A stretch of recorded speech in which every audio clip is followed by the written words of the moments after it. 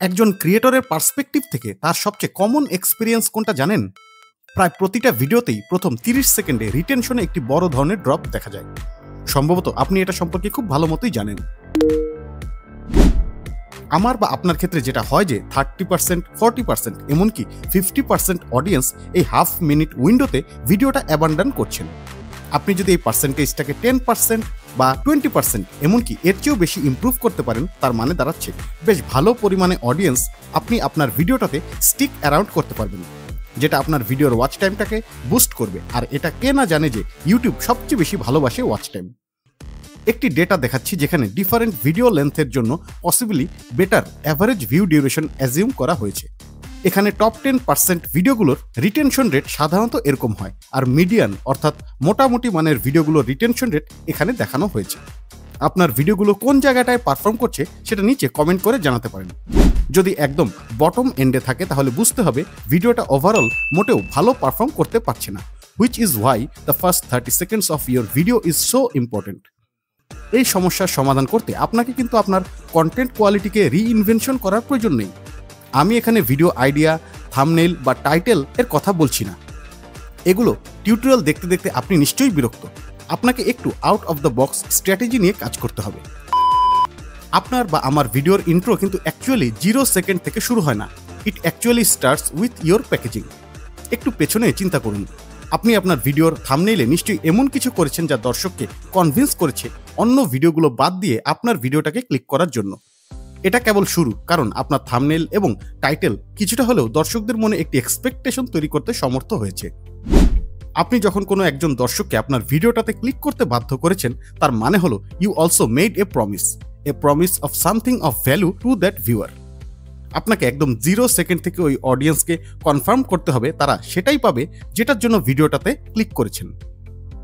ভিডিওটা যে ক্লিকবেট নয় বা মিস আন্ডারস্ট্যান্ডিং হয়নি, বরং তারা সত্যিকার অর্থেই রাইট প্লেসে এসেছেন। বাংলাদেশের বড় একজন ইউটিউবারের একটি ডেমনস্ট্রেশন দেখলে আপনি বুঝতে পারবেন যে কথাটা কতখানি সত্যি। আমার হাতে OnePlus Nord CE4 Lite 5G। Recently এই ডিভাইসটা বাংলাদেশের মার্কেটে লঞ্চ হয়েছে আর 256 GB মূল্য রাখা হয়েছে 27,999 টাকা। স্লাইটলি ছোট আরেকজন ইউটিউবারের একটি ভিডিও টাইটেল এবং ইন্ট্রোটা একটু এক্সামিন করে দেখি। এই ব্র্যান্ডটার সাথে কিন্তু আমরা পরিচিত সাধারণত তাদের অডিও যে ইকুইপমেন্টগুলো ছিল, স্পিকার, হেডফোন, মাইক্রোফোন, এগুলোর জন্য। তারা দুজনেই তাদের ভিডিও টাইটেলটা ইন্ট্রোতে খুব ভালো মতো ডিসক্লোজ করেছেন। ছোট্ট কিন্তু পাওয়ারফুল এই অ্যাকশনটার কারণে হতে পারে আপনার ভিডিওটা আপনার প্রত্যাশার চেয়েও ভালো পারফর্ম করবে। এখানে কোন স্ট্র্যাটেজিটা ব্যবহার করা হয়েছে জানেন? টাইটেলে যে প্রমিসটা করা হয়েছে সেটা সম্পর্কে ভিডিওর ইন্ট্রোতে একটি কিউরিওসিটি তৈরি করা হয়েছে। You have to fulfill that promise as quickly as possible in the first 5 to 10 seconds of that video.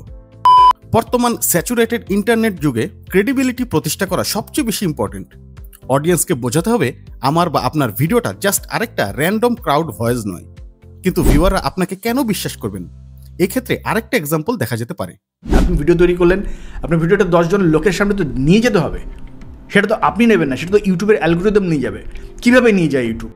দেখতেই পাচ্ছেন এই ভিডিও ক্রিয়েটর ভিডিওর শুরুতে মাত্র কয়েক সেকেন্ডেই একটি বোল্ড ক্লেম করেছে ইউটিউবের অ্যালগরিদম সম্পর্কে, যা খুবই স্পেসিফিক এবং নিঃসন্দেহে আপনার কৌতূহল তৈরি হবেই। তিনি কিন্তু কোনো প্রকার অনুমান নির্ভর ইনফরমেশন দিচ্ছেন না। তিনি ভিডিওতে স্পষ্ট করে বলেছেন, আমি এখানে একজন এক্সপেরিয়েন্সড ইউটিউবার এবং ফ্যাক্টগুলোই বলছি। বাট কেবল এতটুকুতেই ক্রেডিবিলিটি প্রমাণিত হয় না। It also about demonstrating real expertise, যা আপনি এভাবে করতে পারেন।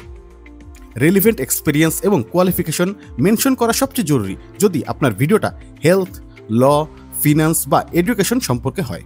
আপনি একটি চ্যালেঞ্জ তৈরি করতে পারেন টপিকটা সম্পর্কে, যেখানে আপনার অ্যাকচুয়াল এক্সপিরিয়েন্স এবং রেজাল্টটা শো করতে পারবেন। সবচেয়ে ইম্পর্টেন্ট, আপনাকে বিভিন্ন স্টাডিজ এবং ডেটা রেফারেন্স দিতে হবে যেটা আপনি ভিডিওতে ক্লেইম করতে চাচ্ছেন।